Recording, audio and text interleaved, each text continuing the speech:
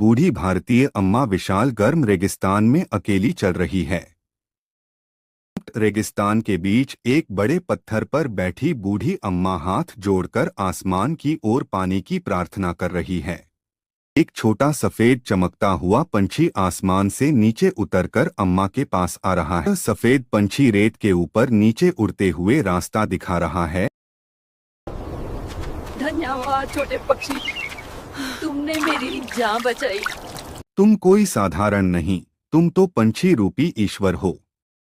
दोस्तों, अगर यह वीडियो जरा भी अच्छा लगा तो अभी चैनल को सब्सक्राइब करो और हमारी